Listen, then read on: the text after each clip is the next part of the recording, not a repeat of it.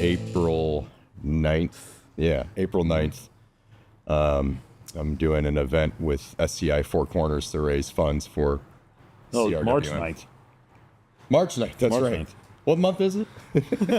Yeah, March 9th. Gotcha. We'll wait for Cody to close those windows. Oh, we're good? Mile High Hunt Expo, protocol. Mile High Hunt Expo, that's right. That's in April something. First weekend. April 5th, 6th, and 7th. Yeah, Yeah. So you guys are on the road all the time. apparently. Well, Lately. now, yeah. First quarter. This is kind of a new thing for us. I mean, this is our first time having an actual booth. We usually just go to shows and do some guerrilla marketing and just talk to people and get people engaged. But now we're, stepped it up a little bit. Gotcha. Yeah. Give us a full rundown before we get going. Just who you are, how you got involved, what do you do? Just let the audience know who we're talking to today. Yeah. Go ahead. I'm Charles Whitwam. I'm the president and founder of HOWL. We started 2 years and a month ago and came off the victory of protecting bear hunting in California Okay. at the grassroots level. So before it was HOWL. So since we did that, I just basically felt the calling to bring people together and organize this and, do what we did there in California to get people engaged, give them an easy way to get engaged, inform them on the issues, on what's going on and kind of build an army of activists, really. Are you from California? I'm from Michigan. Michigan, I live in California. Okay. I like to specify that. Yeah. That's a good way to clarify. People get a little weirded out when they hear California sometimes. That so. wasn't a loaded question. Yeah. I should preface that, so that wasn't loaded. We like California. I went to California for the battle. I do. I like people Michigan. from California. Yesterday, I ran into two guys on the show floor. Both of them Metro PD LA. Both of them hunters out here, and Yeah. we talked hunting for an hour. So Yeah. I think there's a lot of good, and we have a lot of members from California. Oh, A lot certainly. of good folks from California. So. Well, okay. So, people think of California, they think of San Francisco and Yeah. LA, and it's just the most anti-hunting place. It's a huge state. The hunting there is I think is fantastic. I love hunting there. I love hunting blacktail. It's probably one of the best states to hunt black bear. People don't realize that, right? Wild pig hunting is amazing there. And the topography of, you're hunting wild pigs in the coastal mountains. You don't get that anywhere No. else. It's completely different. It's my favorite thing to bow hunt is a wild pig. So is that how you started, Hal? Was like with bear hunting being kind of on the a hot button and you just decided you wanted to do something? So before HOWL there was a wild pig bill in 2019 that I was involved in, but it was hidden in the bill was some language to actually restrict hunting. Essentially, it was a strange kind of Trojan horse bill, and we beat that one. And then the bear bill was a Senate bill to end bear hunting in California, and that's where I think we certainly really took off. In 5 days, we had 30-some thousand emails, calls, whatever to everybody, to the entire Senate in California, and it went all the way up to, I think even you guys even were aware of that, and I know meat eaters. So it just blew up, and the bill was dead. They were like, "All right, we're not doing this." Within 5 days, it was a total grassroots effort of people just coming together, not in just California, but across the United States, unifying, for the cause, and it was that. I got a call from J.R. Young, actually. He goes, "Hey, the bill's dead." And I'm like, "Are you kidding me?" And then I just started going, all right, what did we do here, to organize this? And how do we start an entity to continue that organization and get people, on board for issues across the United States where people are helping their brothers and sisters across state lines, because I mean, a lot of us are out-of-state hunters, right? Yeah. So it's not just, this isn't like a school tax bill or something, and we're asking people in Iowa to get involved in California. We all hunt out of state, right? Colorado's a perfect example. 58% of CPW's funding comes from non-resident. Owners. Is it just the elk hunters? Non-resident elk hunters is what Yeah. it is. So there's a reason right there. And then on the decision maker side, if it is a senator or a congressman or whoever, we as hunters, as non-resident hunters, we have a significant economic impact on those states. Mm-hmm. That's a perfect example in Colorado. So we're basically, it's tourism, Yeah. right? So they should hear from us. Mm-hmm. And then the other side of that is when you realize what the non-hunting industry is doing, not the anti-hunting industry is doing. They are obviously working across state lines. They have a snowball effect. That's their goal. Let's work on California. We did a pretty good job in California. Now let's go to Oregon. Let's go to Washington. Let's go to Colorado. So when you understand it, what they are doing, then I think sportsmen, outdoorsmen, hunters, whatever you want to call them, they're starting to realize we need to get in the fight now before it comes to our doorstep in our state. Yeah. Before it comes to a state where maybe you'd never expect it. Well, they're going to work on that because they're essentially a fundraising juggernaut, and that's how they work on the emotions of people. They don't work with facts. They work with emotions. And a part of our job, I think, to combat that is to educate. But they work on emotions, but they work on lies. Yeah. You mentioned facts. They just downright lie. Yeah. I mean, it's a misguiding smoke and mirrors campaign at every single level. And I think the sportsmen and women have figured that out, but the general public believes what they see, especially on social media. So not to interrupt, but I mean it is on emotion, but it's based on lies. Yeah, valid point. Yep. What do you think? I'm curious as to, so California bill bear hunting, right? And it was essentially killed through feedback of hunters. Do we have a gauge on how much of that was Californian people from California that were in support of hunting versus people that were out of state? On the Senate bill, I do not, because we were not. I think that was mostly California. Mostly, certainly a lot of Californians for sure. That was California mostly, but second time around, it was a lot of out of state. The second time around, we were HOWL for Wildlife. Yeah. And the Humane Society of the United States tried to end bear hunting through the commission. Mm-hmm. And we had, I think, 130 hunters show up to that commission meeting and give testimony. The commission, thankfully, in California they follow the department. They follow the department's recommendations.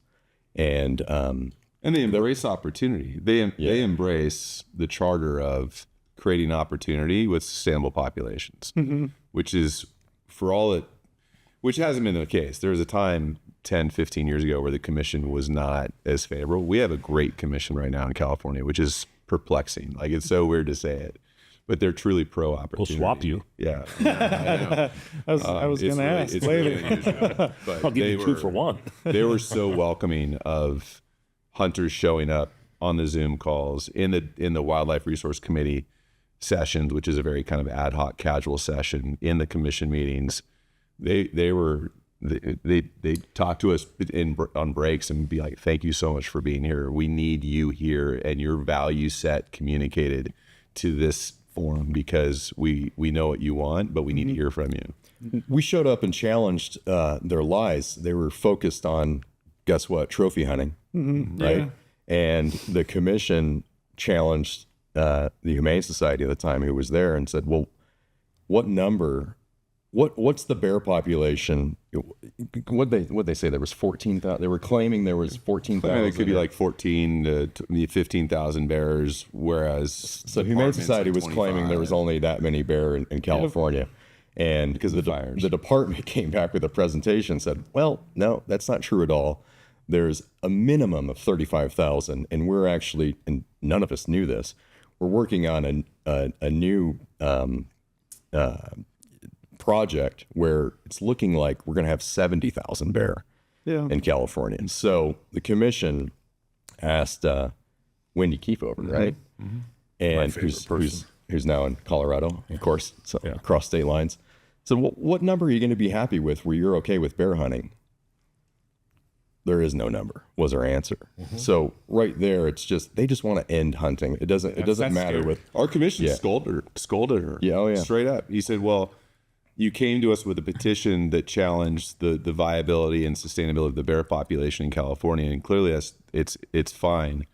And you still don't want there to be bear hunting. So what you're saying is you want to change the law and you want to outlaw bear hunting. You need to take that. This is not the forum to do that. This is where we set regulatory, guidelines for sustainable take. And you're trying to outlaw something that is clearly sustainable. So you need to go somewhere else. She did the exact same thing in 2007 in Colorado. Got up and testified in front of the commission. keep over. Yeah. Oh, same. Yeah. Okay. Yeah, exact same person, same format, but we were talking about fur bearers, and the number was 0. I mean, there was no suitable number, and the commission scolded her at that time, and that was 16, 17 years ago. So they're anti-hunters. They're not animal rights activists. They're anti-hunters. And they use this protect the critter, show a cute picture that we all love, and get somebody that's uninformed and frankly probably just doesn't care one way or the other, in a moment where they see a slogan that's a lie, and of course they're gonna make a quick decision. So we need to inject friction into that by having our value set in that person's mind before they get that slogan and that picture. When the slogan comes out that mountain lion is inedible, not just that people don't eat it, but it is inedible. Like, that's a statement of fact. It is an absolute lie. But when that slogan comes in Colorado this summer, with the ballot initiative, the person that's receiving that slogan needs to know, you're lying to me. And you're lying to me clearly means I don't trust the rest of your campaign. Like, we need to get into those people's mindsets. If you're lying to me about what is edible and inedible, Right. What else then are you lying what are you lying about? Yeah. And why? I mean, why are you lying to me about? I don't expect vegans to want to eat mountain lion, and I don't expect vegetarians to want to eat mountain lion. But don't lie to me.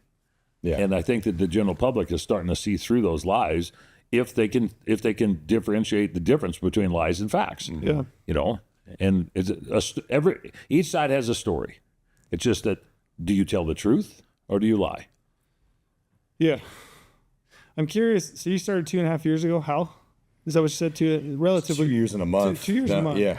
And then Colorado's for the responsible wildlife management. How long is that? We started in 2017. Okay, so both relatively new in the grand scheme of things. And we've talked internally. It seems to me like this has been the last year. I feel like is maybe 2 years has been like one of the hottest time frames for this type of stuff going on. Like you're starting to see states. We're going to skip the entire process. We're going to, skip wildlife management. We're going oversee, CPW. We're going to do ballot initiatives, and we've kind of find this avenue that we're going to enact law that meets our objectives. These animal rights activists, right? And I feel like this has been I guess is what I'm building to is how what is it about hunters? How do we get more organized? Like, how do we be better? Because it feels like those groups, they have like clear avenues, clear objectives. They're all aligned, and they're going for it. And it feels like we're a little bit late to the party. And it feels like people that hunt generally, we're just like more conservative. We're like a lot less likely to stand up and shout from the rooftops like these individuals are. So I'm curious, what is it about hunters and how do we get more people involved? Well, I think it's information, getting them the information first of all, and giving them an easy way to get involved. That seems really simple, but those avenues haven't really existed within our space. Mm-hmm. And that's the number one question we get. Yeah. How do we get involved? Well, because we are an industry that represents so many different angles and types of hunting and even anglers and everything. And there's a lot of ego involved. Yeah. And, we're kind of, and it's natural to anything in humanity, but we're pretty competitive, right? And we're out there like, no, I'm the best hunter. No, I'm the best hunter. The anti-hunters aren't out there saying, Nope. I'm the best anti-hunter. You know what I mean, right? Well, and they're saying, well, we only go after predator hunting, and we only go after the hounds, and they work across all the lanes. They're not I'm like gonna be more blunt. I'm gonna be more blunt. there's a lot of conservation orgs that do phenomenal work that needs to be done, Yeah. and they execute in their lanes. What CRWM does, what HOWL's doing, is new. And how, we kind of refuse. We'll talk. I said to somebody the other day, we'll talk to the long range rifle folks today, and we'll talk to the trad bow people tomorrow. They can bicker all they want, but we want them both in, and we want to stitch that community together. And how do we do it? We need to step into the arena of public opinion that's outside of hunting. And we need to message our value set to the urban 34-year-old that works in Seattle.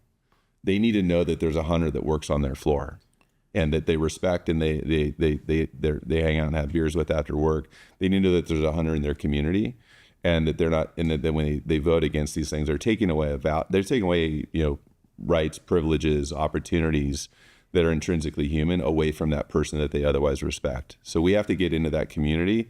And bottom line is, how have the anti-hunting industry done it? They spend a lot of money over a long time. They have a 20-year game plan, and so there's never a loss. They never lose. They just learn, and they keep going. It's their view. It's how they do social change. Well, and at the risk of sounding divisive to some level, most of the acronym groups that we talk about, and I say this over and over and over, they're 501c3s. There's only a certain amount that they can do within the limitations and the scope of the tax base. CRWM is a 501c4. We started that knowing full well thinking that the gubernatorial administration that would come in after we formulated this, and I've been playing on this level hard since 2007 at a variety of different levels. But do we want to do a C3, a 6, a 7, a 4? Do we want to create a PAC? What do we want to do? And so we're not a membership organization. I work with all of the other organizations. I mean, they're partners in our efforts, but as a C4, we're the only organization in the state of Colorado that's got lobbying representation at the state capitol for sportsmen and women. We did that intentionally. And when we formulated the first year, we hired our first lobbyists. Now we got 3 full-time lobbyists that help us. We do the yeoman's work at that level, but I joke, we're not out pulling fences. We're not doing calf and cow recruitment surveys, and we're not doing it. We don't have membership magazines and knives and all the other goodies that we get. I've got a bunch of that stuff, and I'm members of all those organizations. But I think that that's the difference of empowering the sportsmen and women to get them to understand that there's somebody out there to do what they thought that the other groups were doing. And it's not that they don't do it at all, but they can only do a certain amount of their total revenue or their total expenditures toward the fight. And I think that the sportsmen and women are starting to see that. And you're starting to see the other organizations go, what do we need to do to mechanize and weaponize ourselves in a better landscape for what the sportsmen and women are looking at? The same with the industry. The industry's reached out and said, our customers want this. Now, they want that too, but they want to figure out a way to incorporate it both. Yeah, I want to step back here a little bit so we can set the stage. So, Charles, you started HOWL, right? Yeah. So that's your grassroots initiative, and essentially like the on-the-fly education of how to do this differently, right? And then Dan Gates, we have here from CRWM. Coloradans for Responsible Wildlife Management. Yep, and Mike, you're involved with that as well, correct? HOWL. Well, you're involved with HOWL. Yeah, and by proxy supporting. By proxy CRWM. supporting. He just likes me. That's So the reason why I want to step back there just a little bit and set the stage is I personally believe that this is a massive initiative for all hunters across the nation and what's going on in Colorado. And you saw it happening in California. It is insane to hear you say that California has a good board or a solid. It's wild for me to even think that. The sad part is Colorado does not, and you would think that would obviously be flipped, right?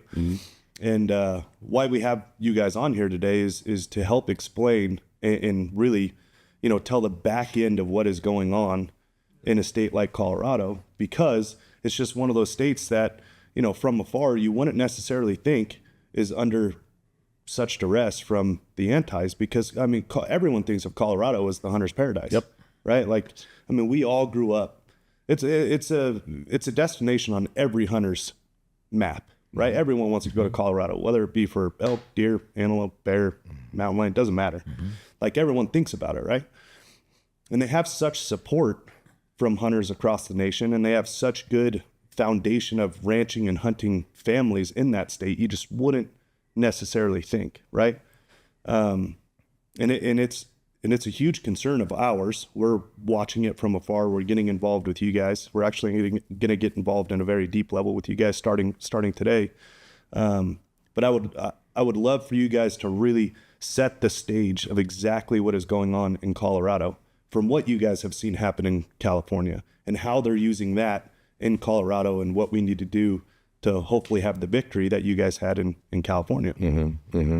Well, so let's bridge the connection between HOWL and CRWM.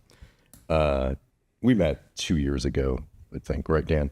But when this ballot initiative dropped in September is when you heard about it. On my birthday. Yeah. Happy birthday. Happy birthday. Kicking the teeth. Yeah. And I was named in a lawsuit that day too. Yeah. It was clear to me that it's clear to everybody. This was going to be this is going to be the biggest issue of the next year, right? So I just want HOWL. We're like, we need to promote what's going on there. So make it a nationwide issue. So it's not just a Colorado issue and they're stuck with, just working with Colorado residents to raise funds, to bring attention to what's going on. This needs to be a nationwide issue. Everybody, especially being in Colorado, how many out-of-state hunters are there, right? So this is everybody's battle, really. Yep. And that's what we can do as our organization. We can't tell people to vote this way or the other because we are a 501c3, but our mission is to educate sportsmen on the issues. Well, that falls right in line. So we go to Dan and say, all right, what's the messaging here? What is the issues? What exactly is going on? And how do we distribute that to the nation, right? And how do we get GOHUNT involved and Meteor involved and Cameron Haynes involved and every single Joe hunter, out there, so they're aware of what's happening. So if they're in Colorado, are you registered to vote? Right? That's a big deal. There's over 130,000 or something like that weren't registered to vote for 2020 Republicans with the wolf introduction. That's not counting Democrats. That's just the Republican side, and the majority of voters in Colorado are independents. I mean, so if you extrapolate that and you go, well, how many people didn't vote? Probably around 2.5 million people. The entire state didn't vote. Yeah. Now they weren't all registered, but they didn't vote, and so whether if we lose at the ballot because everybody that could vote voted, okay, then we lost. But to turn around and watch people sit on the sidelines and then criticize what did or didn't happen, and they didn't cast their ballot, or they didn't contribute to the cause, whether it's in Colorado, California, wherever, then what are we really doing to support conservation, the North American model, and our traditions and heritages? So that's kind of our partnership. Is simply that. This is what's going on in Colorado. United States know about it, right? We're acting as a megaphone as much as we can. Yeah. Dan can talk about it all he wants, but human behavior, hearing it from Dan is like, okay, yeah, okay, and then then you hear it from somebody else, and then they hear it from somebody else, and then pretty soon, there's a spectrum of when people will jump in and say, okay, this is validated for me, I'm going to jump in. And so we're still scraping the surface. I mean, even the show yesterday, people are still. Not everybody knows about this. No. Yeah. Most people don't know about this. We've had huge success already with funding and with grassroots, but most people don't know about this, and most people haven't jumped in. And so we're all working. You guys are now doing it. We're all working together to create the megaphone and get that next layer of advocates to jump in and say, yeah, I'll put $50 on this. I'm gonna support it, because we'll keep peeling those layers back until the person that's today like, oh, it's not going to win, that person's going to change their mind in August and they'll jump in and support. Yeah. So it's, there's a lot of layers of people that we need to reach, and everybody's going to jump in at their own pace. And so the more, we can't wait till the third quarter to start our game. Like, our game has to start today. Yeah. And it is starting today, and other people might jump in the third quarter, and that's fine. We'll welcome them, but we need everybody as soon as possible. Yeah. And CRWM has support from all 50 states now. Yeah. Financial support. Yeah. That's awesome. When you look at and the examples I use over and over, there was 84 million visitors that came into the state of Colorado in 2022. I don't know what it was in 23. And some of that probably had to do with the overflow of COVID because everybody was cooped up for a year and a half or 2 years. But 84 million visitors. Idaho, Wyoming, and Montana combined had 33 million combined. Everybody in this country knows somebody in Colorado. They hunted in Colorado. They want to hunt in Colorado. They go skiing in Colorado. They visit somebody in Colorado. They went on a vacation or a destination wedding in Colorado. They drove through Colorado. Whatever. Everybody knows about Colorado. And if Colorado falls at this level, well, we've brought this much attention to the landscape, how far is it to where they actually see it happen in their state, or maybe a place that they do hunt, whether they participate or not. Yep. And I think that's the eye-opening deal to see where we're at, because from a resident standpoint, the residents are starting to say, boy, I'm seeing a lot of stuff on the podcast. I'm seeing a lot of stuff in the newspapers. I'm seeing a lot of stuff in the magazines. I'm seeing a lot of stuff on forums and stuff around the country. And it's non-residents talking about what's happening in Colorado, which then invigorates and enthuses and gives optimism to the resident, because the resident for so long has sat there and gone, well, what happens in our state boundaries of the Centennial State, this is what we've got. Well, now they're starting to see their buddies in New Hampshire and Michigan and Florida and South Dakota that are contributing to the cause, and then talking about the cause, that we don't want it to happen here. What do we got to do to help them there? That's what the antis do. That's what the extremists do. They collect all of their funds and they go target something. We've scatterbrained, shotgun effect, most of our efforts historically, because we're organizationally minded and we want to go to banquets and fundraisers and create all this stuff, which is fantastic, because without that, we wouldn't have what we had today.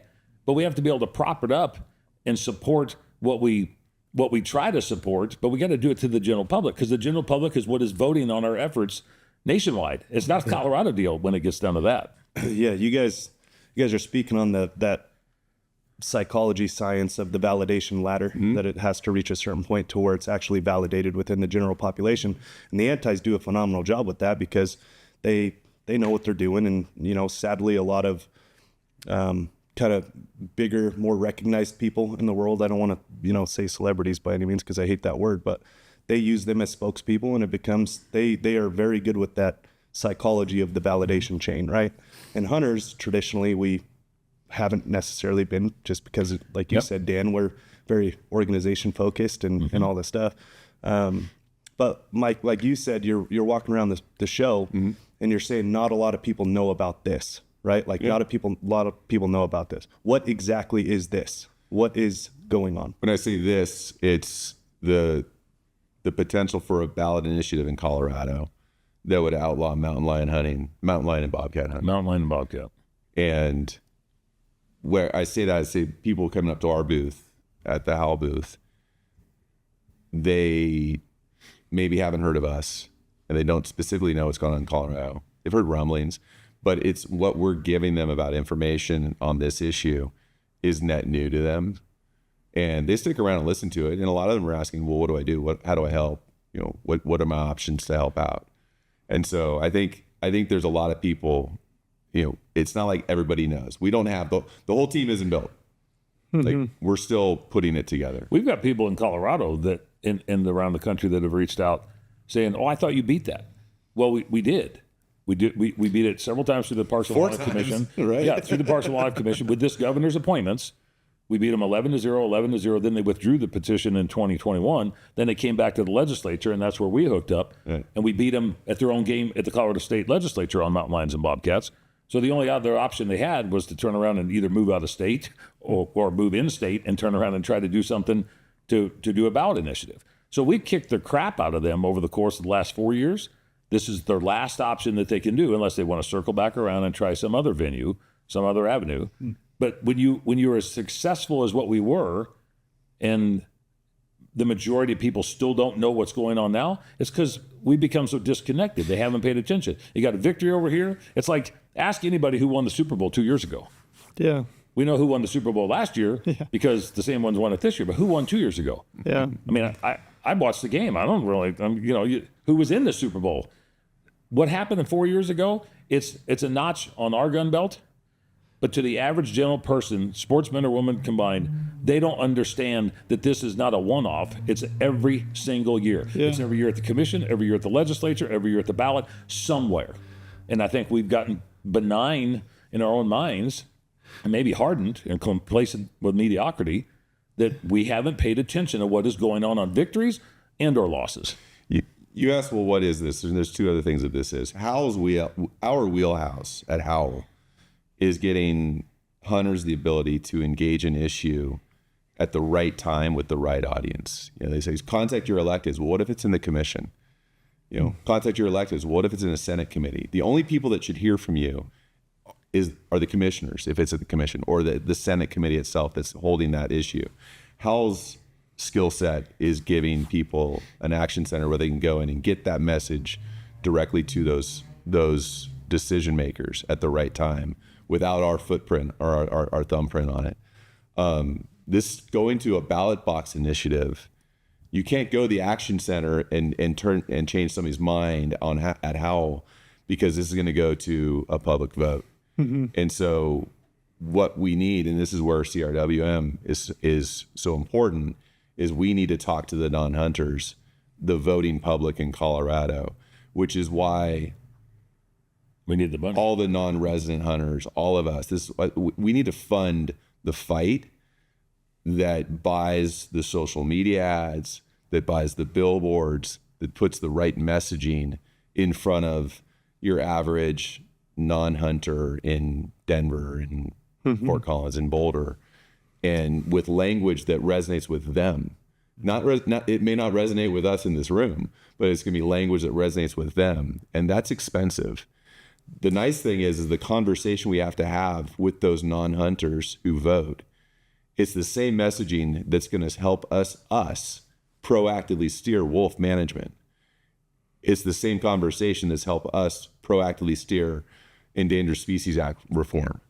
So this isn't like, we're going to have a toolkit built here to win this on November 5th. On November 6th, everything that we've built out as a toolkit has use still. Yeah. Myself included, I've been nonchalant. Like I've always hunted. I grew up hunting. My dad hunted.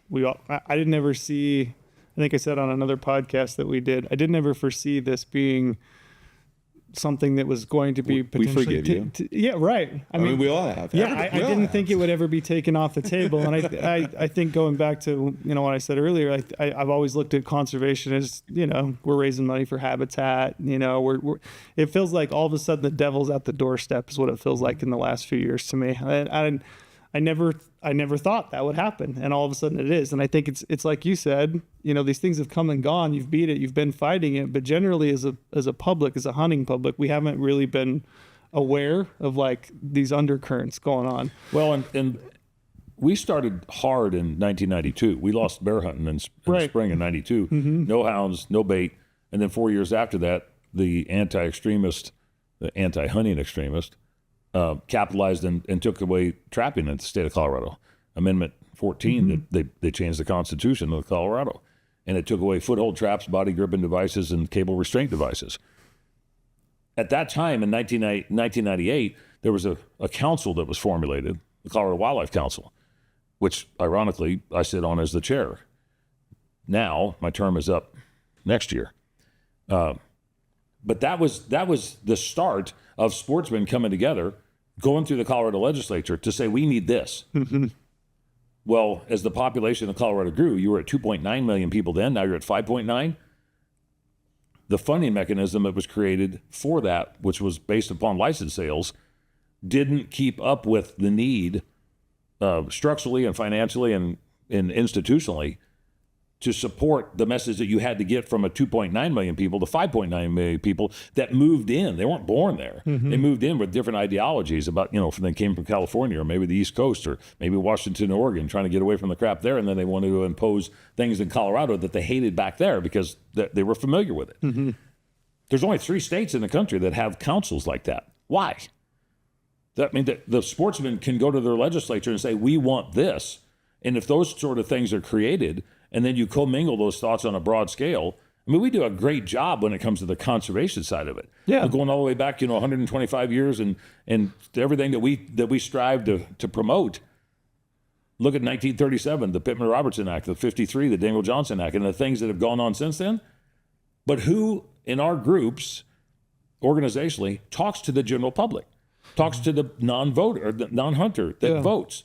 The ASPCA does on the other side. I mean, every Christmas it comes up with a bunch of ads that we should all send $19 a month for the rest of our lives and get rid of our college education for our kids, but we ought to send it to some, puppy that probably died like 9 years ago. There's an ideology there that we need to figure out a way to collectively put our mindsets in the same wheelhouse and structure something that is going to benefit you and your kids. I mean, look, I'm the oldest bastard in this room. Good looking though. Thank you. I appreciate that. It's the hat. Best beer for sure. Drill, you said, it feels like all of a sudden the devil's at the door. Yeah. So the wolf lobby, the wolf proponents, after wolves were released in Colorado, they got into some of the grade schools and had kids naming contests. Name the wolves. Yeah. So that's freaking psychological warfare. Yeah. Those kids, they should have had 10 kids name wolves and 300,000 kids name ungulates and sheep and cattle. Because that's reality, is in those 300,000 kids that are going to have their named pet die. Yeah. They can all be angry at Johnny's wolf. Yeah. Because that's the reality, but they did the opposite. And now when Johnny's wolf that they've all named is killed by a rancher or killed under a depredation permit by CPW, who are all those 7-year-olds and 10-year-olds gonna be angry with? They're gonna be angry with CPW. Yeah, the hunter. They're gonna be angry with ranchers. They're gonna be angry with hunters. It's psychological warfare. Yeah. And it's planned, and they're not trying to change a voter's mind. They're trying to change a voter today. They're trying to change a voter's mind 20 years from now. Yeah. With that action of putting that mechanism, but then thing in that kid's that head. changes the kid's and we parents' need to mind. do that. Change the kids' parents. We need to do that. We need to teach the kids, and then steer this thing over the next 10 to 20 years. So there's a couple things going on there with the wolves in Colorado, which leads into exactly the depths of what's going on today. But explain what they did with that, with the kids naming the wolves, because not a lot of people. Creates a social and psychological bond with the wolf. Yeah, they had. I mean, just the 101 level is they had schools name the wolves Yes. they were releasing. They put in a contest. Yeah, where exactly. A contest. Kids could turn around and pick. Exactly. And that's what they did. They psychologically aligned the kids with pro-wolves. To be pro-wolf. Correct. So with no recognition for the reality on the landscape of how that wolf makes its living. correct. So there's a couple things there, like Trail saying the devil's on the doorstep, and those naming the wolf thing is exactly that. But then also, right, like I don't come from a biology background. Both these guys do. Trail and Brady both come from a biology background, and I look at myself as a valuable asset there, not being a biology background, where I can look at it from a 30,000 foot level at face value and see what's going on.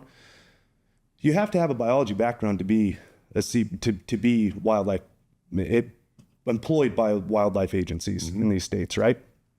But then you look at it now, and they're going to public ballot box voting.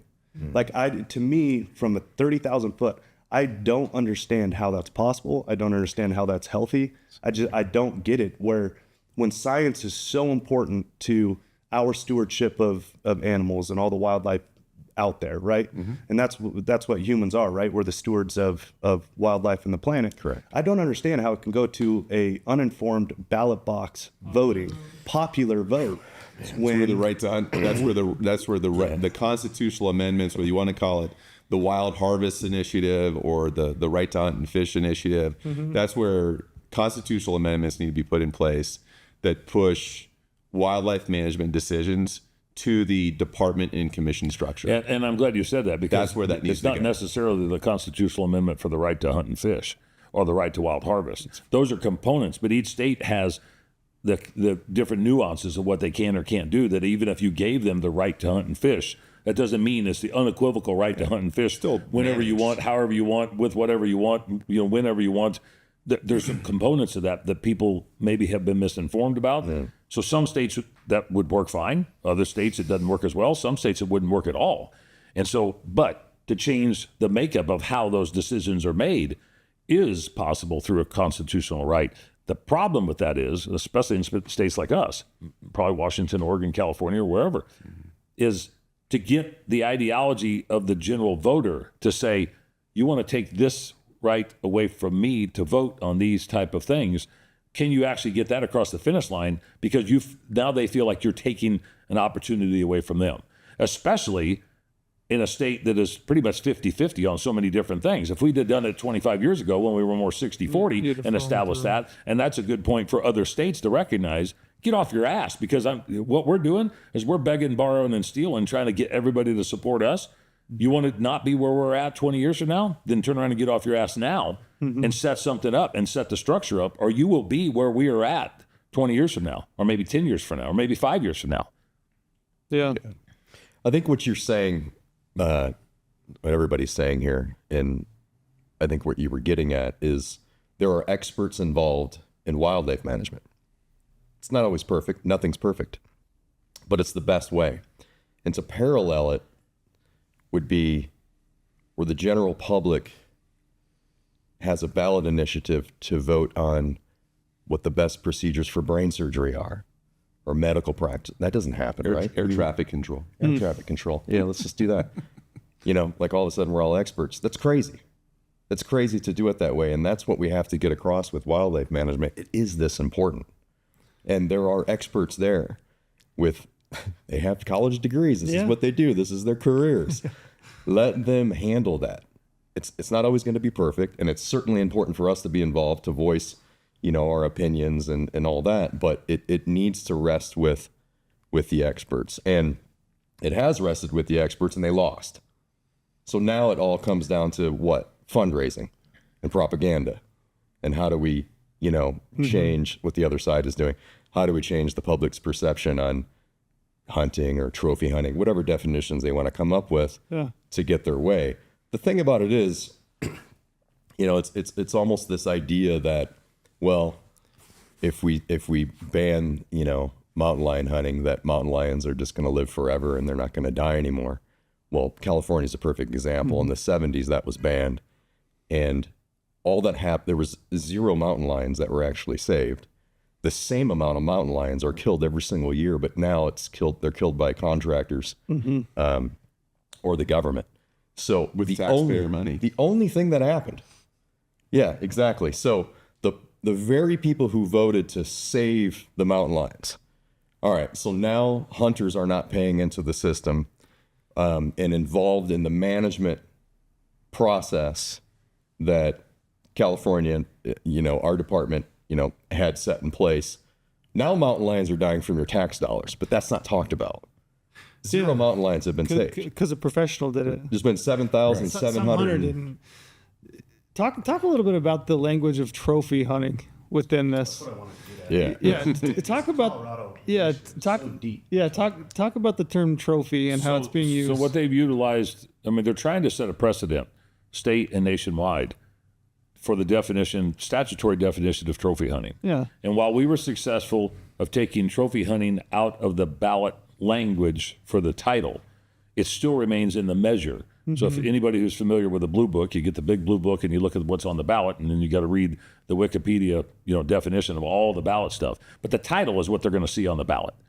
We got the title to be able to have trophy hunting out of it, which is we consider a major victory, not in the sense that it makes it any easier for us to succeed, but it's not necessarily a lie to the general public, to the voter, because it's a hunting ban. But their definition of trophy hunting in the measure itself is to intentionally kill, wound, stalk, or entrap or pursue a mountain lion, bobcat, or a lynx.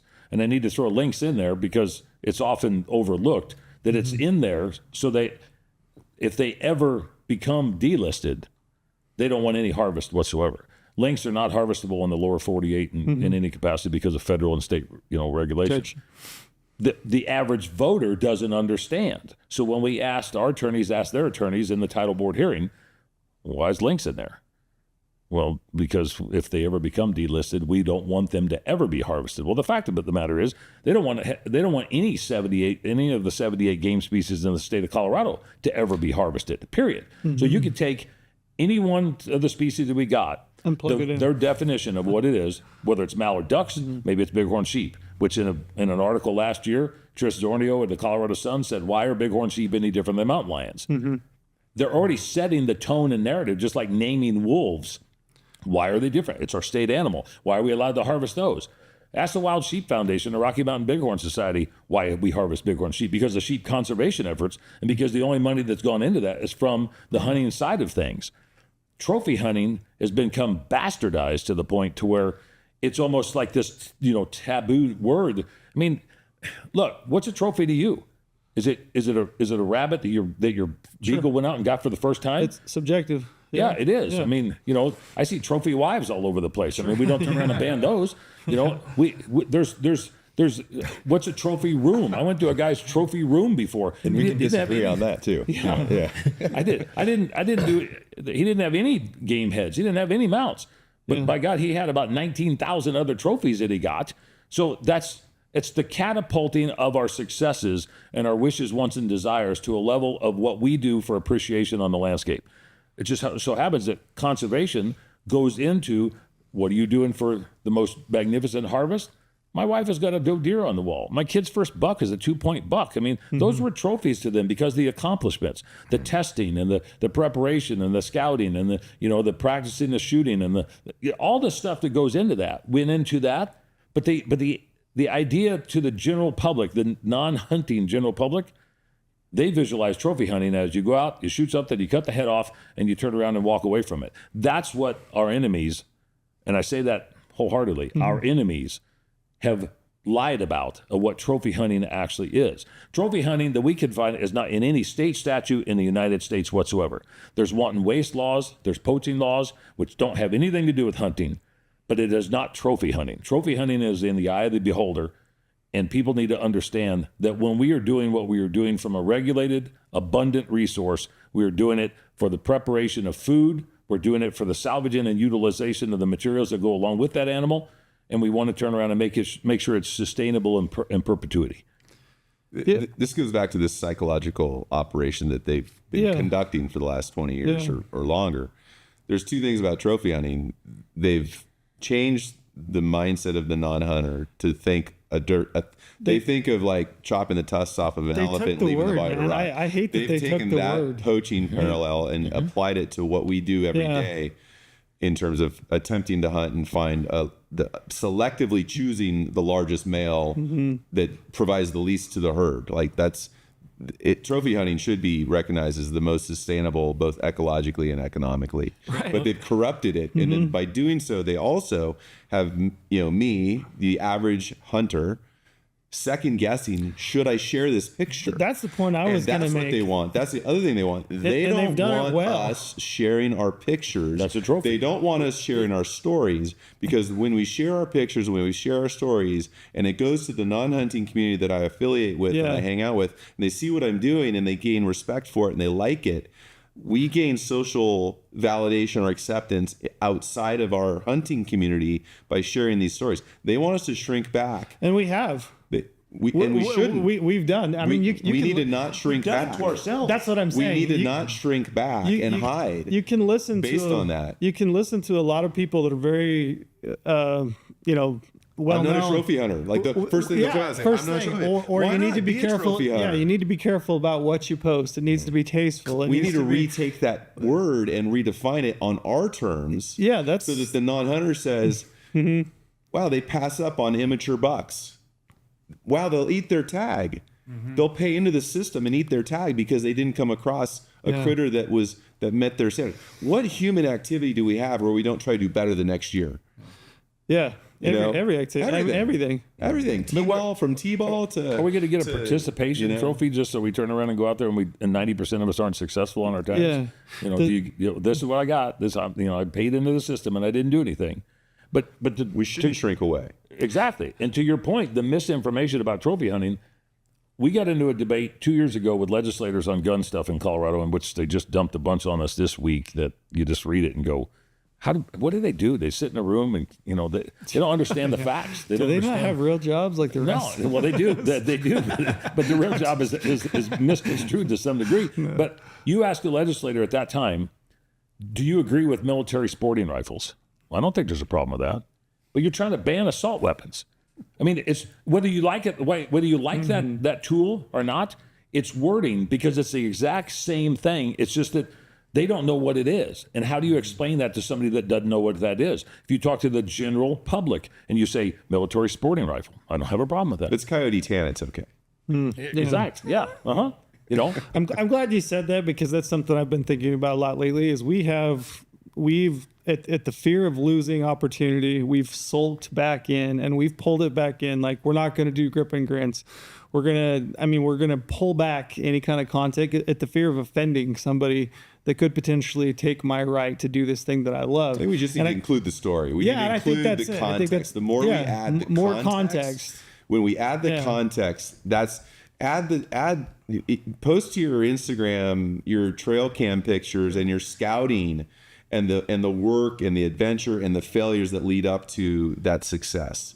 Yeah. Build the context of the story. Then when they see that, like, damn, you've been putting in time. You've been putting in time. You've been putting in miles. Like I realize it's hard work. I realize it's more complicated than I knew. When you see that grip and grin, and then the community that sees that doesn't hunt is more likely to give you high fives when you get to that success. But if you only post the grip and grin, which I'm guilty of. The community that you're trying to share that with, which includes non-hunters typically, they don't have the context. Yeah. And so then the context gets filled in by who? The anti-hunting messaging. Correct. They get to own the story from there. Right. Yeah, but you guys touched on it earlier, specifically you, Mike, about you guys will talk to a trad bow hunter today and a long range rifle hunter tomorrow. Yeah. What you're speaking on is the frayed and broken threads on the underside of hunting, where I say we're doing it to ourselves about this kind of sulking back about trophy hunting and being proud of what we do and all this stuff. Yeah. In fear of, like Trail said, somebody taking our rights away, right? That's what I see GOHUNT for. That's what we stand for, right? Our mission statement is to allow people to live a more adventurous life through hunting. Wow. I don't give a shit what kind of hunting you do.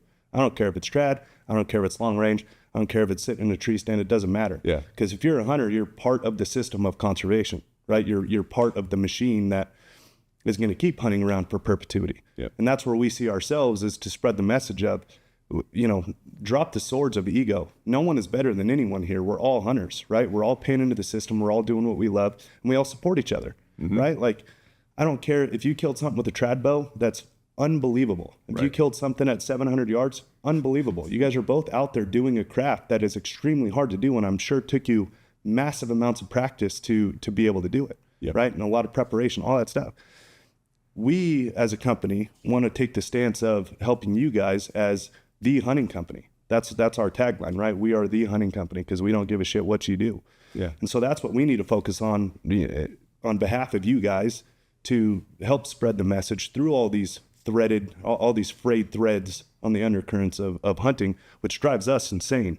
This whole ego of who's better and who's not. But as Charles said, right, like, we're all very competitive. That's why we do what we do, and we all have egos.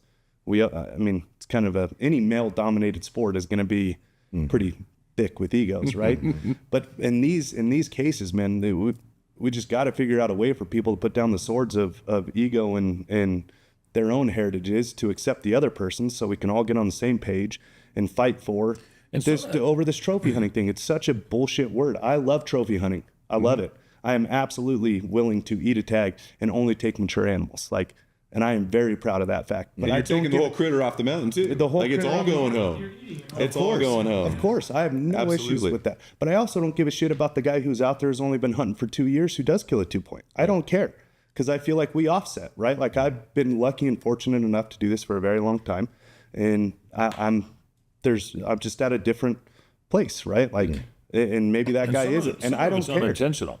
They do it. We do it to ourselves unintentionally, just because we have a particular like or dislike or an avocation to where we've been brought up, or maybe that's the laws, rules, and regulations, or maybe it's what's accessible to us. We do that unintentionally to not.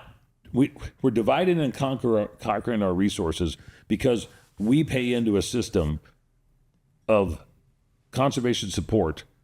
And I mean, how many guys do you know that go to so many different banquets, pheasant banquet, duck banquet, elk banquet, We all come together at those for the same cause. How many guys turn around and come together to go hunting into a different state for a different species, a different method of take? We all do that. I think our message that we need to try to get out is, at least from our perspective, is Colorado, use the borders of Colorado, and it's kind of a square state anyway. I mean, it's just, there's not much of jaggedy lines there anywhere. It's not like Louisiana or somewhere. No offense to Louisiana's lines. I just want to make sure. Colorado came from the Louisiana Purchase, so we need to make sure that that's part of the conversation. You've offended somebody. Yeah, so that wouldn't be the first time. Great historical context. But there's something there that we can capitalize on to say, I'm where you're at, or you might want to be where I'm at, or maybe we just try to get to the same place together.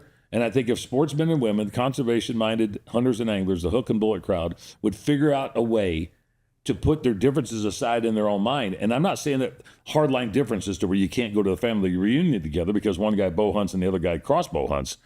You have to figure out a way to commingle our efforts collectively within the borders of the United States and include Canada, because the North American model of wildlife conservation is part of that whole deal. We need to educate ourselves, participate in the landscape that is in our own circle, and then broaden our horizons to broaden that net and cast that net at a farther reach. That's what we're able to accomplish off of this, because we are within the state. But as I mentioned, everybody that comes through and everybody that wants to participate and everybody has to. I mean, how many hunting shows do you know that you've seen that have been filmed in Colorado? Every single one. Oh my God! Yeah, Well, it really is every single one. Yeah, every hunting show that I know, every celebrity, sportsman or whatever, has been to Colorado to do something. Period. They might not live there. They might not own a ranch there. They might not outfit with the same outfitter there, but they've all been there. Why? Because it's the number one state for elk. It's become the number one state for deer. Things have not gotten as good as what they used to be. It's probably going to continually get worse because of population demographics and so forth, and just because of population growth. But Colorado is in the center of the country for the most part. Not direct center. I think Kansas or Missouri probably is, but we're close. But we're in the center. We become the epicenter of what people idealize for hunting. We shouldn't let that go unnoticed, because if Colorado falls, then what becomes the center of ideology for hunting? Yeah. Do you so within this mountain lion proposal and in terms with the word trophy hunting, was part of that they would potentially allow you to continue to hunt mountain lion, but you wouldn't be able to take the head and the hide? That was the second initiative that they tried to get passed as we were challenging through the Supreme Court on the first one. Okay. And as they figured out that we were going to be able to go punch for them monetarily through the legal process, they decided to drop that. They withdrew that on January 30th, and they went back to the first one that they actually had affirmation for the Supreme Court on. Gotcha. Okay. And that's important. So what he just said, they figured out we were able to go punch for punch with them. That's because of the involvement. That's because of the funds that came in. So then CRWM as an organization was able to do that. And without everybody being involved, they wouldn't be able to do that.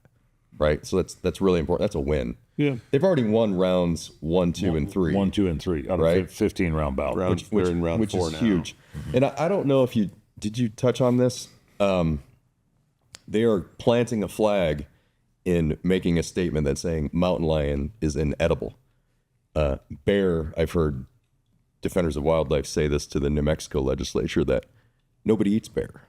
It's inedible. And I'm like, wait a second. Like, is that what you really think? Or are you just counting on us not getting the truth out? Because that's a lie. It's a lie. It's 100%. It's a historical lie. It's a factual lie. It is a lie in every angle that you look at. Black bear is my favorite game to eat. I love it. To show that, Charles, during the title board process, and this is the lies, these are very well-educated attorneys that are representing our opposition. And they'll represent us if we can afford them, or they'll represent you, or they go to the highest wherever the wind blows. Exactly. Yeah, right. But what they said on that specific issue, when they said nobody is going to leave the hide and the head in the field, so this is a trophy hunt, and we went au contraire. Colorado's law says that you have to take the hide and the head out of the field to have it physically inspected and tagged by Colorado Parks and Wildlife on a bear or a lion. They didn't even know the regulations, but they were trying to bullshit the title board into getting their language of what they wanted on the ballot. Nobody does this. They can't do that. They're not hunting for the meat. You have to take the meat, you have to take the hide, you have to take the head. All meat in Colorado for big game animals has to be prepared for human consumption, and the hide and the head has to be taken out. The caveat to what you were talking about on Initiative 101 that they threw out there as a smoke and mirrors deal, using our argument that you had to bring the hide and head out, which is Colorado law anyway, but you had to surrender that hide and head and all the claws and everything else to the agency, the managing agency, and then you could take the meat. That was their circumvention of the word trophy because they lost on the first go around. My point is that no matter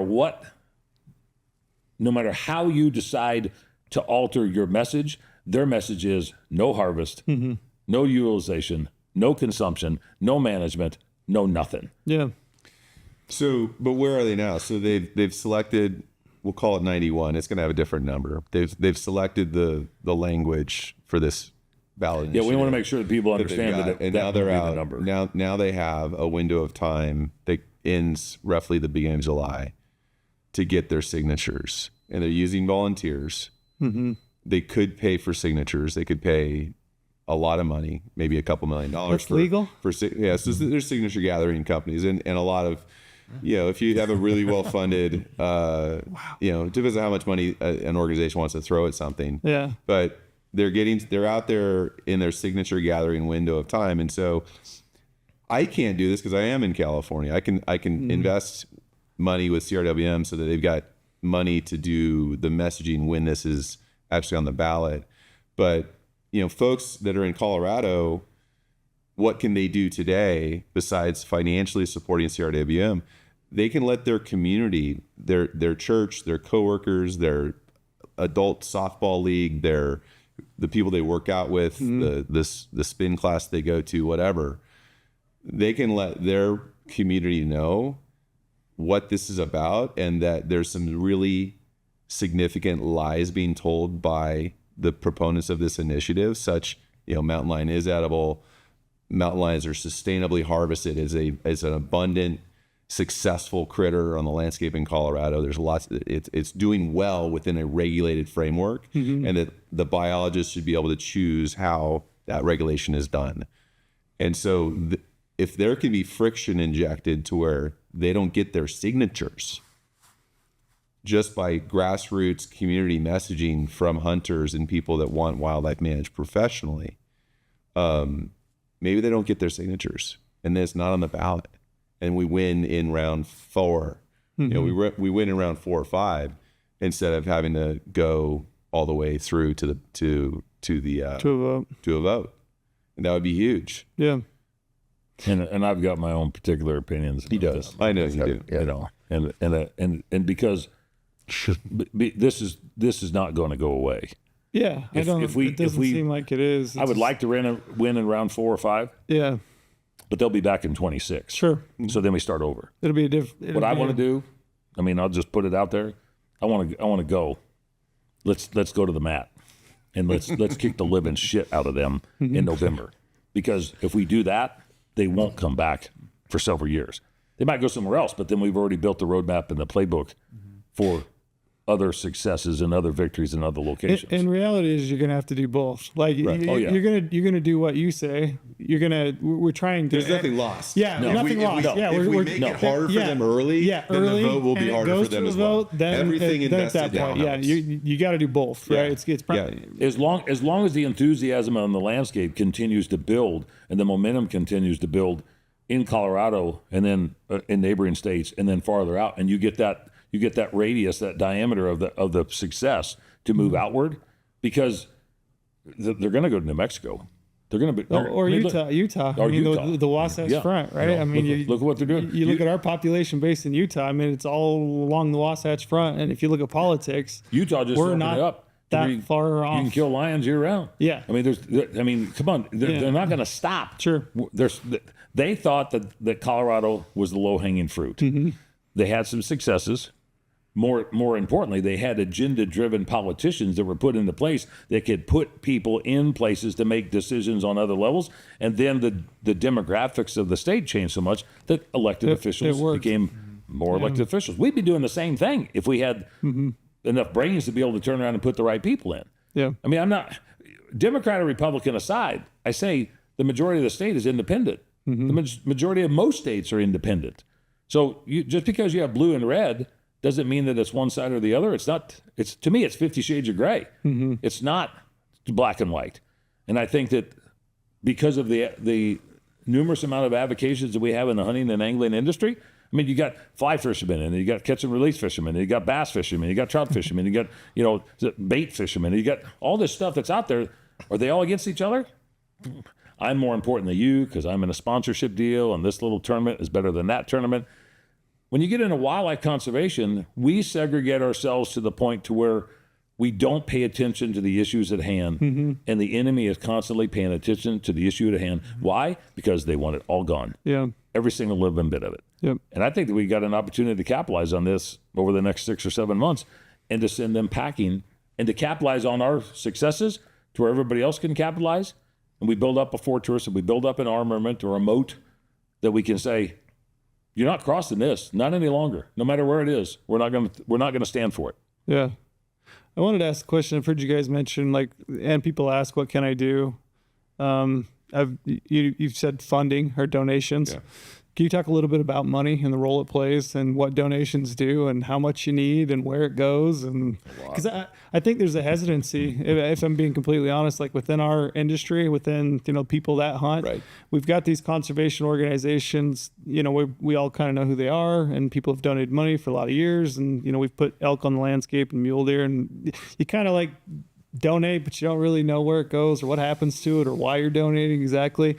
This to me feels like the opportunity for your organizations to tell people, this is what we need, this is where it's going, and this is the difference that it's going to make.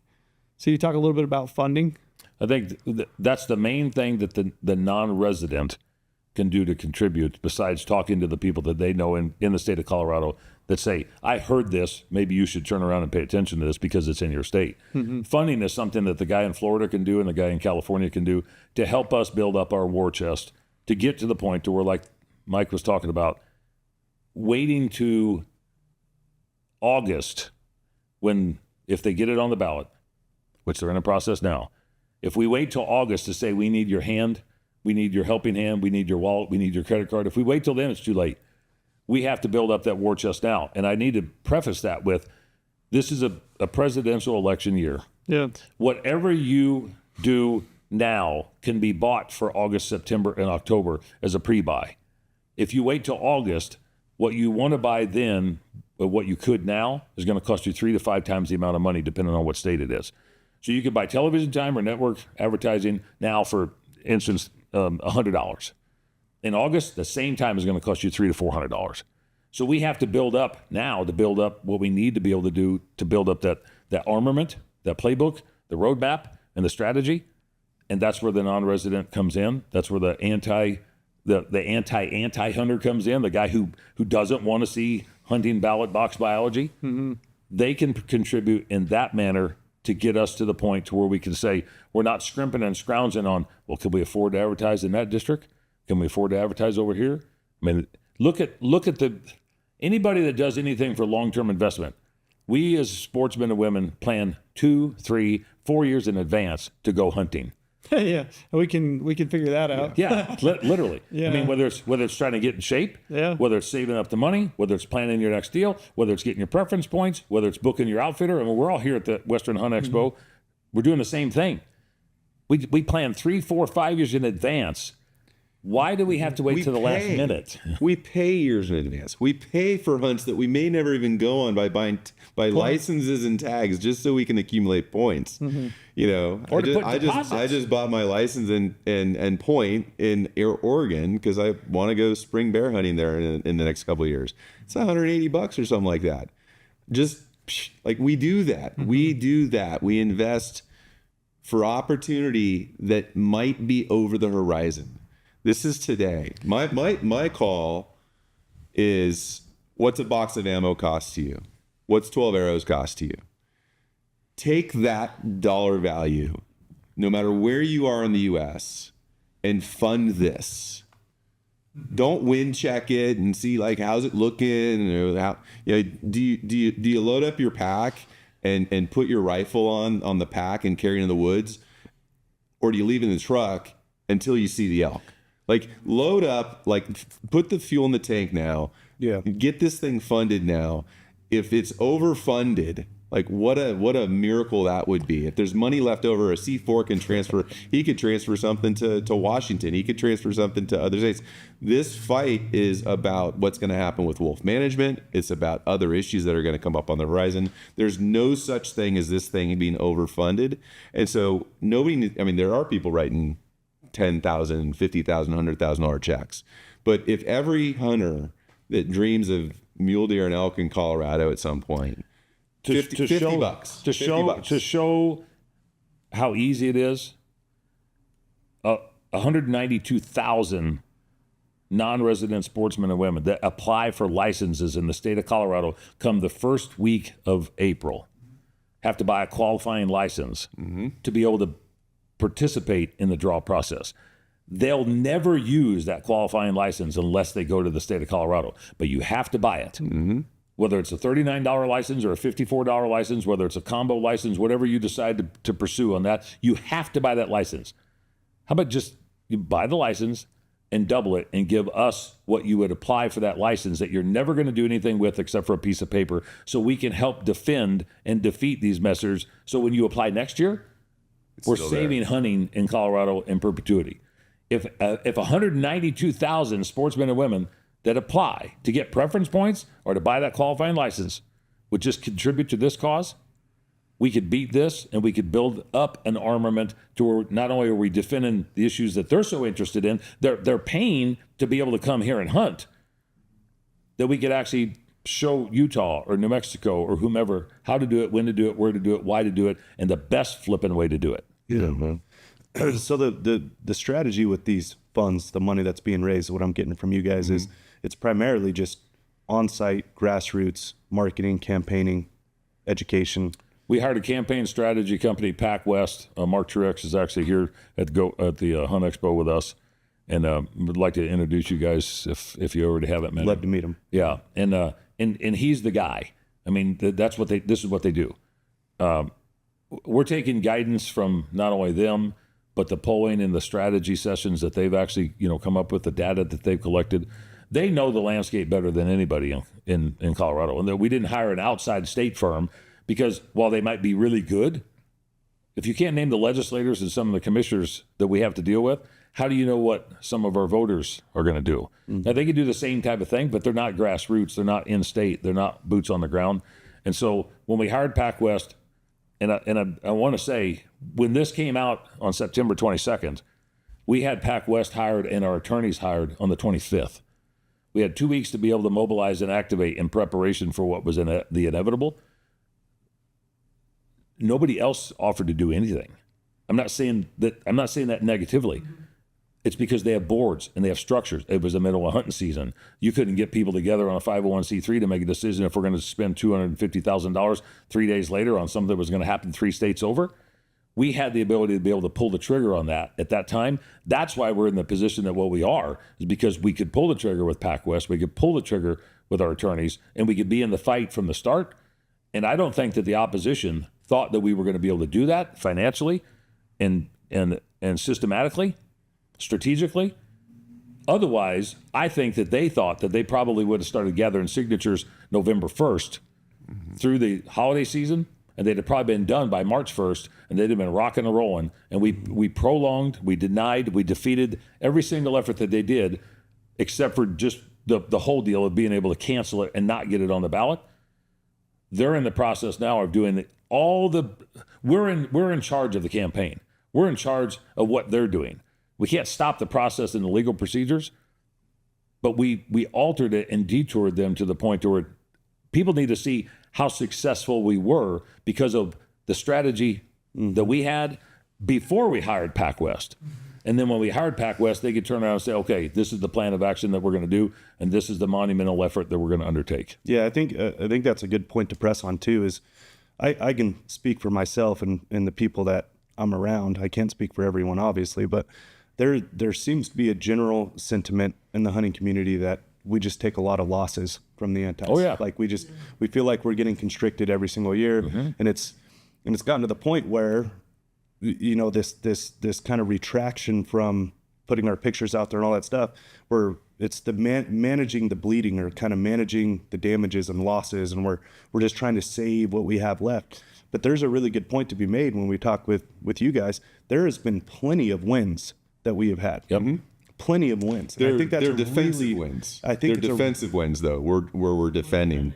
We haven't had a lot of proactive wins where we're expanding. But we can if we get out of that mode. Because, you know, organizations like yourselves have proven that we can win. We can win on these grassroots defensive levels. That gives you all the hope you need for going forward. So it's a constant battle. It's not like, you know, we won or we lost and then that's it. It's just always going, right? And I think as hunters, we kind of do have a defeatist attitude, but it's an ongoing fight. It ends when we make the anti-hunters irrelevant. I think we can do that maybe in the next 20 years. It's a long-term goal for sure, but we really need to pierce the veil to get our messaging into the general public. But we do have a lot of wins. I mean, just since we started. Yeah. Gosh, there's everything from simple thing. Well, I guess it's simple, but Sunday hunting in the state of, is it Virginia? Which one was it now? Because we worked on a couple of them. There's one in South Carolina. There's like 7 states that still have no hunting on Sunday. The people we worked with, I believe it was Virginia, they had been trying to get this passed for 20 years. And they used HOWL. We partnered with them 2 years ago now. And we just flooded the legislature with support for that. And they passed it. The right to hunt and fish in Florida was going through the legislature last year. Went through the Senate unanimously. Went through the House. Saved 1 vote. I think one House member voted against it. That's now on the ballot for 2024 for the residents of Florida to get that, you know, a right to hunt and fish there. Our very first action when we started in January, John Stallone, who is a director, founding director with me, with HOWL, he goes, "Hey, we got this thing going on in Arizona. Do we have the software up yet?" I haven't really talked about the software. I'm like, I don't know. Let's try it. It worked out. But they were facing a mountain lion ban there. Crushed that at the commission level. There's a lot of wins. Proactive, defensive. I mean, there's 100 of them probably in the last 2 years. Dozens. So Some fun ones too. it's, you know, people forget, you know, about the win because something else comes up or whatever. We just got to continue to be in the fight. Dan, you have a really good analogy on this, but back to what you guys were talking about where, you know, you got trad bow and long, you know, trappers and whoever, and even anglers. We have to realize we're all, I don't know, branches on the same tree. We need to realize they're trying to chop down the tree. You know, they'll try a branch at a time and all that. But one of they really laid their cards out with IP3. That's gone now, but it's going to come back as another IP, whatever, 26 or something in 2026. And In Oregon. If it passed, they're trying to get this on the ballot. If that passed, you would not be able to fish. You would not be able to hunt. You would not be able to sell meat, slaughter beef, breed animals. Leash your dog. Yeah, in Oregon. So that's the cards are on the table with that one. Like that's what they're trying to get to. It's pretty wild to think of. There's no way they can pass that. Well, they're trying to. They tried it And in this Colorado. this lion thing or this bear thing or this turkey thing, whatever it is, it's all leading, you know, to that point. And Yeah, I mean their North Star is very well in plain view that it is just no anything. Like done with all killing. yeah, which is really, it's anti-wildlife. Yeah. It's right. Anti-human. It's anti-human. What are we doing for the management tool is taken out? Well, that's anti-wildlife. That's what's crazy. I view them as that. They're anti-human. They're not just anti-hunting, right? Hunting is an intrinsic human value. Really, I'm going out there and getting wild food. You went to the supermarket and got food. Well, I spent 2 weeks in Idaho and had an adventure, all the things that go with it. And what really did I do? I came home with wild food, and that's what I'm eating every single day of my life. We've said this in one of our commercials that we did last year on the public education campaign that we did. And there's a statement that talks about 9% of elk hunters in the state of Colorado are successful. That means 91% aren't.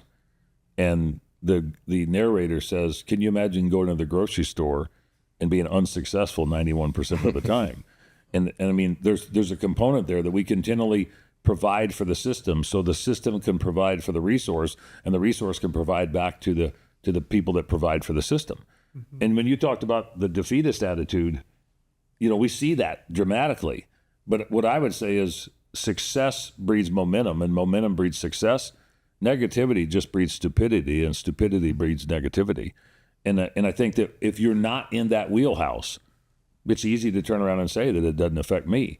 If you're not in the 91% of the unsuccessful elk hunters in the state of Colorado, maybe that doesn't affect you as much. But 91% of them are paying into the system so they can provide for the resource, so the general public, the non-hunting general public, can benefit off of what 100% of those licensed purchasers provide. And I want to mention that even the qualifying licensed purchaser within the state of Colorado specifically are providing to the resource so the non-hunter and the anti-hunter can benefit off of what is being provided to the system, because we're not tax-based. It's generated through license revenue. Everybody benefits off of hunting and fishing. It's just whether they realize it or not. Mm-hmm. The people that sit there on our side and go, well, guess we're going to lose another one here. Guess that one, chalk that one up for the antis. I don't want them being the quarterback on my freaking football team. Yeah. You're down 2 minutes. 2 minutes, you got 6 points down, and come on. If we're going to really stand and prop up the North American model of wildlife conservation and responsible wildlife management, which is our mission for CRWM, if we're going to prop that up nationwide, if people are going to really buy into that, how do you have a defeatist attitude when somebody's wanting to take away things from you? Whether you're the muskrat trapper in Louisiana, or whether you want to turn around and hunt red squirrels in the north, or you want to hunt a bighorn sheep in Alberta, Canada. We have to figure out a way to plant our flag collectively and say, you want it? Come and get it. But you ain't going to take it easily. And we're going to turn around and give you the best damn fight that we could possibly do. And by the way, it's not going to be within the state confines of the boundaries that were set. It's going to be within a region. It's going to be within the nation. It's going to be within North America. And we turn around and say, you come take it, but we're not going to let you take it from us or anybody else. That's good. There's a lot of mule deer in Colorado, right? Yeah. Like 5,000 lions. I think if mountain lion hunting as a mechanism to regulate them is removed, the number of mountain lions will double in 5 years. Yeah. And that's going to be a net new harvest even if it of didn't. 150,000 mule deer Compounding. off the landscape every year. That's a lot of mule deer to be dying every year to then not be available for tags, for non-resident hunts, for the guide and outfitter community. Yeah, It's massive.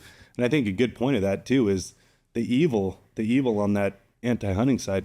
They don't give a shit if there is no animals. They just don't want the hunters killing them. They'd rather have a barren landscape they don't that care takes us out of the game. every which mule is, deer dies. Which is insanity. As long as the mountain lions, they're do it. it's crazy. The hunters can't protect them. Just let them all go by the wayside through predators. Yeah, right? that's Like, why that's why I see them as anti-human. They're anti-wildlife. They're anti-human. Mm-hmm.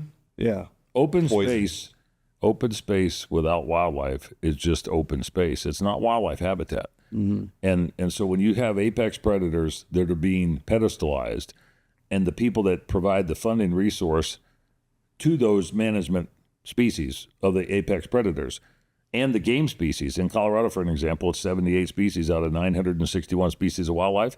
When you pedestalize something and marginalize or bastardize something else, what's going to suffer? All of it. Mm-hmm. Because it's a circle of life. Yeah, there's a natural resource management component, but their goal is to take us out of the equation, to let the apex predators manage what we pay to be able to do. The more that they eat, the less resource that there is for us to be able to provide an opportunity, which is the mission of Colorado Parks and Wildlife, mission of every game agency that I'm aware of. Take more of us off the landscape. There's less money provided to the management system, less money. Now you need less licenses because you don't have them because all the apex predators are eating the stuff. Pretty soon you get to a point, who's going to end up paying for this? Everything can't be a government taxpayer type deal. People pay in a pay-to-play deal on license purchases in the North American model because they want to. It's not a tax. They don't have to. It's because they want to. Who the hell do you have on this landscape that wants to do anything? I don't see anybody lining up saying, I need to pay more taxes. If they go to the ballot, they might be able to turn around and do that. But that's always like a 51 to 49 or a 52 to 48. 100% of sportsmen and women buy a license because they want to. And every person on the flipping planet benefits off of their license purchases for wildlife management. Yeah. Yeah, it's an amazing system, right? The want to pay in because of what we want to do. It's an amazing system. Nobody forces anybody to pay to go to Disney World. It's because they want to. But it's interesting that we can all agree that that's what we do and that's what we want to do. But the second it comes down to trad bow or long range or this, then it just starts to fray out and become something different. Well, look, it's really wild. Lorenzo, I'm a trapper. Nobody's had your back. The trapper's been the ugly stepchild on a milk carton for the last 55 years, you know, and it was the lowest hanging fruit. Easiest thing to turn around and take off the tree. Get the fruit off, cut the branch off, chop the tree down, walk into the forest. Look at how many trapping initiatives have come up in the United States where trapping was the forefront and the rest of the sportsman community didn't jump on board. I'm the Colorado Trappers and Predator Hunters Association president and have been for the last 12 years. The reason that we formulated CRWM is because I kept going to the other sportsman organizations and we needed their support on issues even after we lost trapping in 96 and went there and I said, I need your logo, I need your support. And they're like, well, Gates, I don't know if we can put that on there because that's pretty controversial. But when we formulated CRWM and said, we need your logo along with the Trappers logo underneath of the umbrella for CRWM. Oh, yeah, put our name on there. They wouldn't do it if it was set by itself because there was a negative connotation assumed with something that they had no knowledge about because even our guys had been befuddled and lied to about what trapping was. I went to a game conference for Colorado Parks and Wildlife about 6-7 years ago in front of 350 biologists, science-based biologists. And I said, you know one thing that we all have in common is I'm a trapper and every single one of you guys are here too. Nah. And they looked at each other and said, well, I don't. I said, you trapped bullfrogs in that study, didn't you? Didn't you do crayfish? Didn't you do bighorn sheep? Aren't you collaring it? And aren't you studying? And you're trapping all that stuff? It started to open up the eyes of people that have been science-based wildlife managers for all of their lives, their entire career, but they never considered themselves to be a trapper. Now we're all sportsmen. Whether they hunt, fish, or trap or whatever, they understand that because you had to put it into their wheelhouse to where they could fully understand that this makes this work, and without that, you can't have this. I'm at the point now to where, look, I've got probably 10, 12, 15 years left on this planet, maybe 20. I hope I'm not. We're going to juice you up. You're going to make it to 100. Well, yeah, I'm sure everybody will be happy with that too. Yeah. But who are we going to instill 5 or 10 or 15 years down the road on the next issue in another state that somebody doesn't really pay attention to, or that they're marginalized? We create a network. We create that big net that we can turn around and cast out. And no matter what, this string connects to that string and that knot as part of this. And then you look at the framework. We can make this work. We've got the North American model of wildlife conservation that we can make work. You tell me what the antis have. They don't have a model. Their model is to turn around and degrade and erode and bastardize every single thing we do. We have something to prop up that we can pedestalize.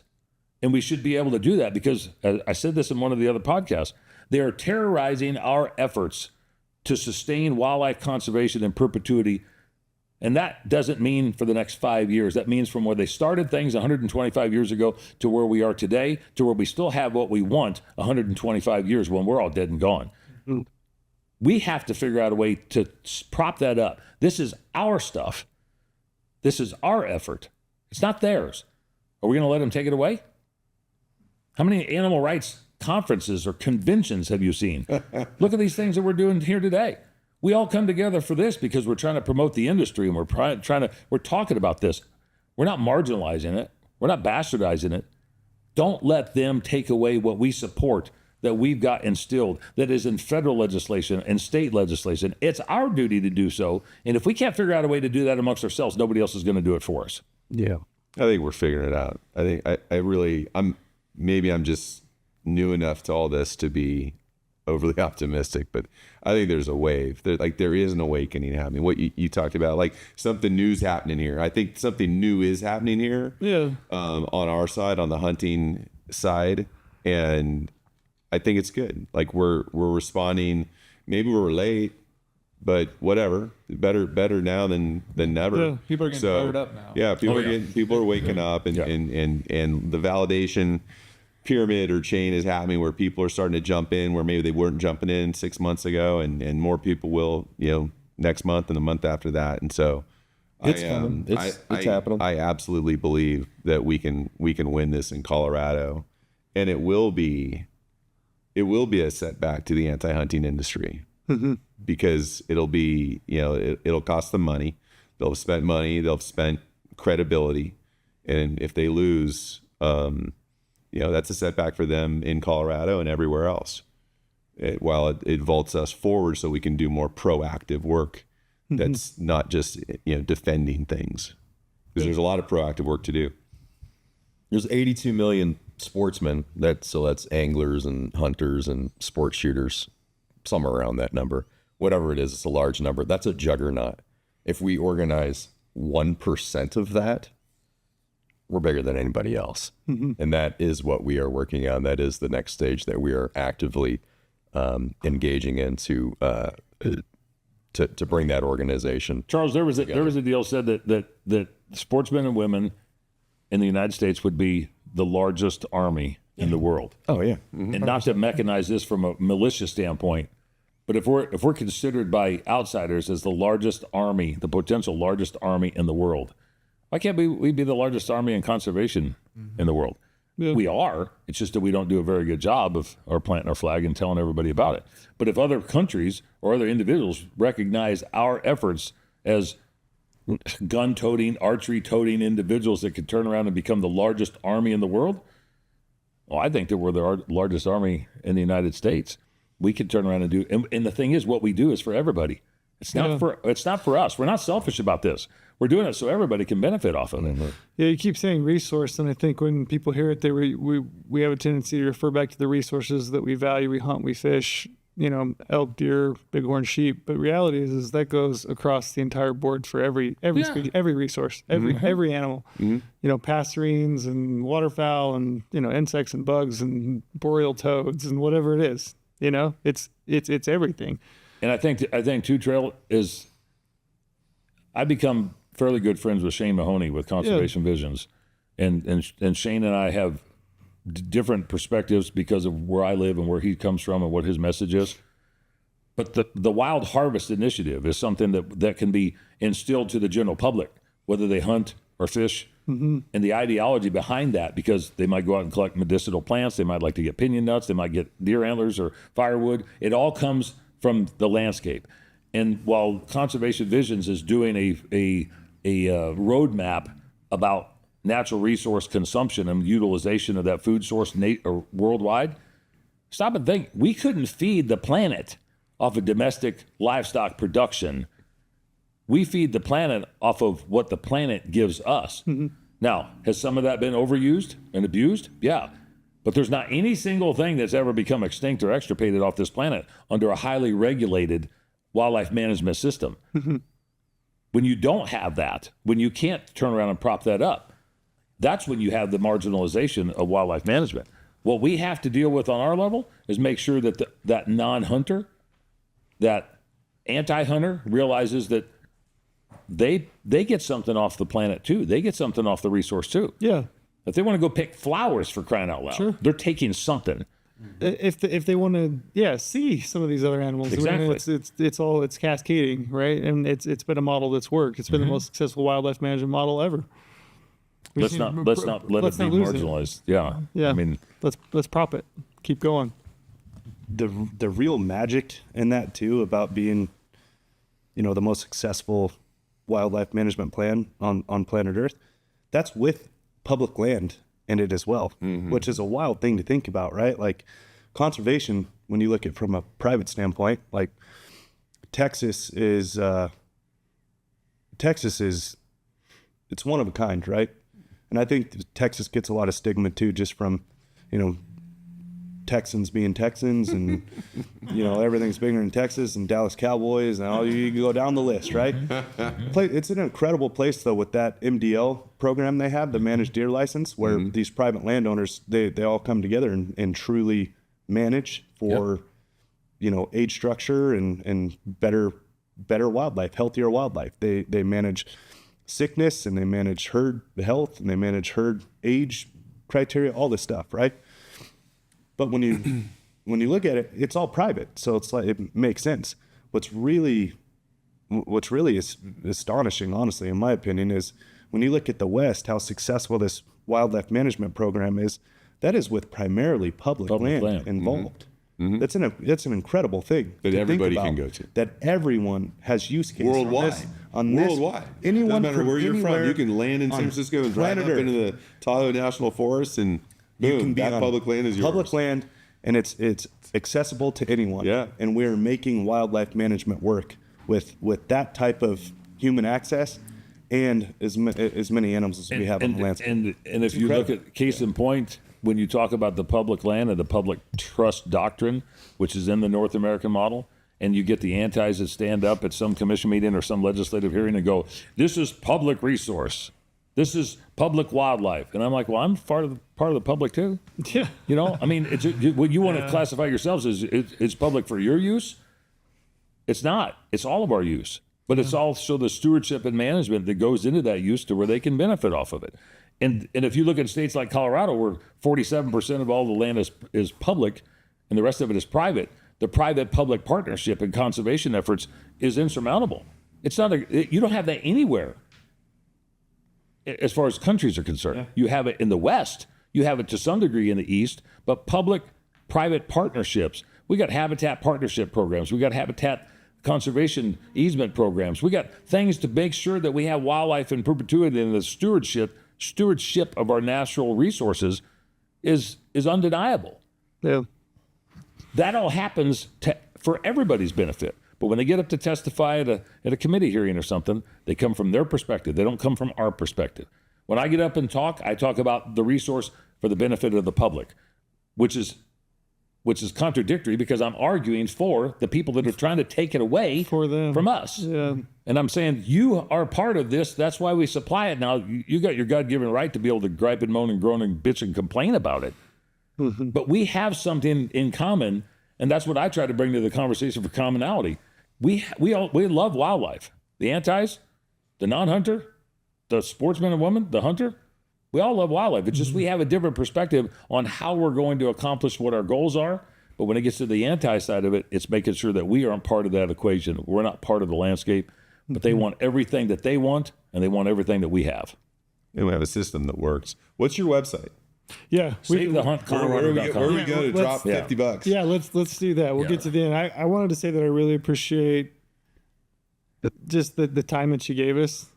And this is a lot of podcasting for me, is like, who do we want to talk to? Like, what personally, who am I interested in talking to? And part of it also is like, who are people that we think we can, elevate a message and get it out there. This has been hit on both accounts for me. It's been really interesting to just to hear you talking. One of my favorite things that I felt today isn't necessarily like the words, but the passion comes through. Like I feel your passion for it, and I feel how genuinely you believe it.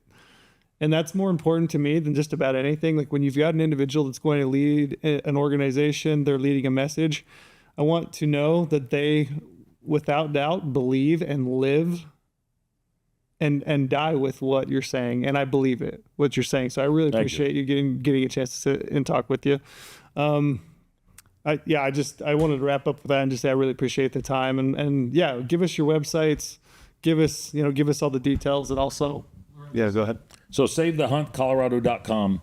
I did want to say that, the issues committee that we formulated that is required in Colorado as far as when you get into campaign type stuff. It's still a 501c4. And that's Colorado Wildlife Deserve Better. So they got two options they can contribute to.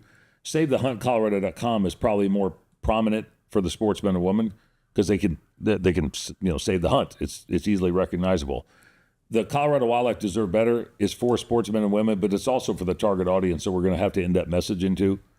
First and foremost, I appreciate you acknowledging and recognizing the passion because we eat, live, sleep, drink, drive, screw, everything about wildlife and conservation efforts. I mean, my wife and my son and myself have sacrificed an enormous amount of time, effort, financial resources, family structure, because I'm tired of watching people point fingers at other people because somebody else wasn't doing something. If it's one guy that can turn around and motivate, great. But if one guy can turn into 10 guys or 20 guys or 50 guys, and I mentioned this to you in the lobby over there, without the ability to message to the masses, this would just be the same thing that we're doing in Colorado just to be able to try to keep our head above water on conservation efforts.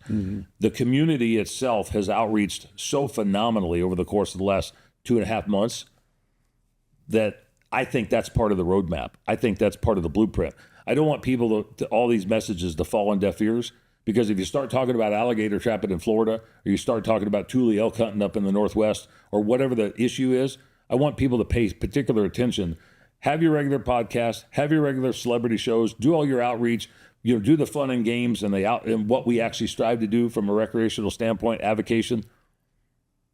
But the fight has got to be 50% of all of that effort. And I'm not saying 50% of all podcasts and 50% of all books and television shows. Nobody wants to turn around and watch us for the rest of our lives talk about the doom and gloom of what's happening. But I think 5 years from now, we'll be talking about the successes of what we capitalized on based upon what happened in Colorado. It's an investment. Yeah. That's just how you have to look at it. It's a preference point. You did tell me something in the lobby that I want to bring up is, this is more important to a non-resident than it is Colorado. Yeah. Because if this happens in Colorado, it's coming to your state too. Yeah. This is the front lines of it. You're losing Colorado. Things will degrade And in it's Colorado, coming to, and it will show up on your your doorstep. If we all can't band together and beat this in Colorado, it's coming to us. And you told me the story of a gator hunter, gator trapper, and where was he? Yeah, Florida. Yeah, he wrote a cursive handwritten letter with a $250 check. Yeah. And he said, I'm never going to get to Colorado. I want to support everything that you're doing, but I hope that there's somebody like you to help me support Florida when they come to take gator trapping away. Yeah. That's an impactful statement right there. Yeah. And that is genuinely what's happening. And that's what, when somebody sends us something for $20 or they send us $5,000, we came from a SHOT Show, went home. My wife went to the post office box. We get a $10,000 check from somebody that we had no idea from New Jersey, owns a refrigeration company. We reach out to them, and they said that's not the only one. Yeah. When you turn around and open the post office box, and then she sees something on the website, and it's a $20 check or a $20 donation, and the next month it's a $20 check or $20 donation from the same person, they see the value. They see the effort that you're putting out on their account, and they don't want to see you fall. And I really, really honestly believe, guys, that people want to be part of a winning team. They want to be part of a success. They want to be part of kicking somebody back. Maybe they lost a little bit where they're at. Maybe they watched somebody else lose something. They want to be part of a winning team and create the momentum and success. Absolutely. I really believe that. Absolutely. So we want to get involved as deep as we possibly can with CRWM right now, because we believe that is, the most pressing thing going on. So for us, if anybody signs up for Insider, which is our paid for product, and uses the promo code CRWM, we're going to donate $100 to you for everyone that signs up. And then also, I am extremely passionate personally about conservation, and I have been my entire life. I'm going to match personally everything that GOHUNT drives. Holy moly. So for everybody who signs up using CRWM for Insider, will donate $100 to you in the fight going on in Colorado, and then I'll match that personally as well. That's So badass. I've been very fortunate and blessed in my life to hunt where I've hunted, to hunt the things that I've hunted. So yeah, I'm Just throwing that's down the what we're gonna gauntlet. do. Yeah. That's awesome. That's what we're gonna phenomenal. That's And I hope, badass. I Appreciate think it. you're going to inspire some people with that I hope too. too. I think hope that's I what think it you're going to does. inspire some people with that too. That's phenomenal. It's a message. It's a message that people can capitalize off of and see just how successful that we continue to move the needle. Yeah. And my gratitude, I can't even express it. I mean, what you're offering, but what you've offered just for even this format, to take the time out of the Western Hunt Expo to come over here to have this conversation, and I feel like it's building a team and it's building a relationship, not just with here, but you're actually looking at position players and who's really good at different things. And I think that we have those resources available to us industry-wise, organization-wise, individual-wise, entity-wise, agency-wise. Maybe all of this connects and other people want to get on board for a variety of different reasons. And maybe it instills enthusiasm from game agencies and from the managers to look at the options that are available to them outside of their normal channels and resources and capitalize on that as well. So I appreciate it very much. Thank you. I mean, we feel indebted to you. Honestly, you're the one that's taking up the fight. I mean, I feel like we're the I feel like we're the beneficiaries of somebody who's willing to Thank put you. on the line. The least we can do is support in the ways that we know we can and where we can be impactful. So that's Thank you that's for what making we're that focused. easy. Absolutely, Thank you. absolutely. That's And awesome. then and going forward, like you said, it's a constant fight. We want to team up with HOWL as well, and we'll figure out ways to do that. We'll focus on the task at hand for now, Yeah. and what's going on in Colorado, and then Yeah, right on. then we'll go for there. Well, you guys help us out in numerous ways anyway.